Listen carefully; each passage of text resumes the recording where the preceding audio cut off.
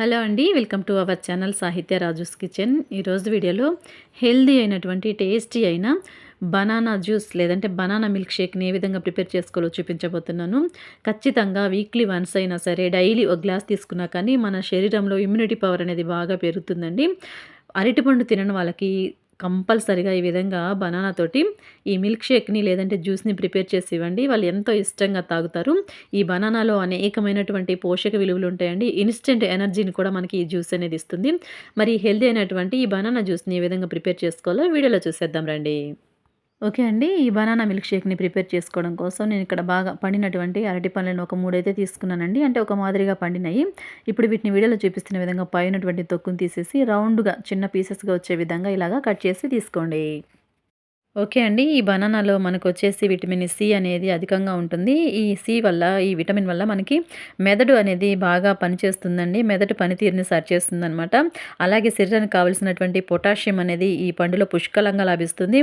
Next వచ్చేసి మనం ఈ అరటిపండు తినడం వల్ల శరీరానికి కావాల్సినటువంటి ఫైబర్ అనేది అధిక మొత్తంలో లభిస్తుందండి. ఫైబర్ శాతం ఎక్కువగా ఉండటం వల్ల మనకి డైటింగ్ చేయాలనుకున్న వాళ్ళు కూడా చక్కగా ఈ బనానా పండుని తినొచ్చు. లేదంటే ఇలాగా జ్యూసెస్, మిల్క్ షేక్‌ని చేసుకొని తాగొచ్చండి. నెక్స్ట్ వచ్చేసి ఈ బనానాలో మనకి ఫ్రక్టోజు అలాగే గ్లూకోజ్, సుక్రోజ్ లాంటివి శరీరానికి శక్తినిచ్చేటువంటి ఇవి అన్నీ కూడా ఉంటాయండి. వీటన్నిటి వల్ల మన శరీరానికి శక్తి అనేది లభిస్తుంది. అలాగే ఇవన్నీ తీపికి సంబంధించినవి కాబట్టి మనము షుగర్ పేషెంట్స్ ఈ జ్యూస్‌ని తీసుకోవడం మంచిది కాదండి.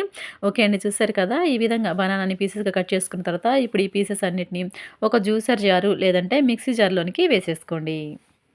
ఓకే అండి. ఇప్పుడు ఈ జ్యూస్ ఇంకా హెల్తీగా మనకి టేస్టీగా ఉండడం కోసం నేనొచ్చేసి ఇక్కడ కొన్ని డ్రై ఫ్రూట్స్‌నైతే తీసుకున్నానండి. వాటిలో భాగంగా ఒక సీడ్‌లెస్ ఖర్జూర పండునైతే ఒక 3 తీసుకున్నానండి. ఇందులో సీడ్స్ అనేవి లేవు. అలాగే వీటితో పాటు ఒక 3 కాజుని, అలాగే 3 బాదం పప్పులను కూడా తీసుకున్నాను. వీటిని కూడా మనం బనానాలను తీసుకున్నాం కదా! జ్యూసర్ జారు, ఆ జార్‌లోనికైతే వేసేస్తున్నానండి. వీటితో పాటుగా నేను చక్కెరనొచ్చేసి తీపి కోసం ఒక 2 స్పూన్ల వరకైతే వేస్తున్నానండి. మీరు మీ తీపికి తగినట్లుగా మీరు ఎంతైతే తీపి తాగగలరో అంత మొత్తంలో మీరు చక్కెరనైతే వేసుకోవచ్చండి. ఈ విధంగా 2 స్పూన్ల వరకు చక్కెరని యాడ్ చేసుకున్న తర్వాత నెక్స్ట్ వచ్చేసి ఇవి కాచి చల్లారబెట్టిన తర్వాత ఫ్రిడ్జ్‌లో పెట్టుకున్నటువంటి చల్లటి పాలండి. ఈ పాలని పోస్తున్నాను. యాక్చువల్‌గా మిల్క్ షేక్స్‌లలో పచ్చి పాలనే పోసుకుంటారు. నేను మాత్రం అలా పోయానండి. కాగబెట్టుకున్న పాలనే పోసుకుంటాను. ఇప్పుడు ఈ విధంగా ఫ్రిడ్జ్‌లో పెట్టినటువంటి చల్లని పాలను కూడా పోసుకున్న తర్వాత 1-2 నిమిషాల పాటు వీటన్నిటిని కూడా మెత్తగా బాగా బ్లెండ్ అయ్యే విధంగా బ్లెండ్ చేసి తీసుకొనిరండి. ఓకే అండి. చూసారు కదా! ఇప్పుడు ఈ విధంగా బ్లెండ్ చేసి తీసుకొచ్చినటువంటి ఈ బనానా మిల్క్ షేక్ లేదంటే బనానా జ్యూస్‌ని మనము ఒక సర్వింగ్ గ్లాస్‌లోనికి సర్వ్ చేసుకుందాము.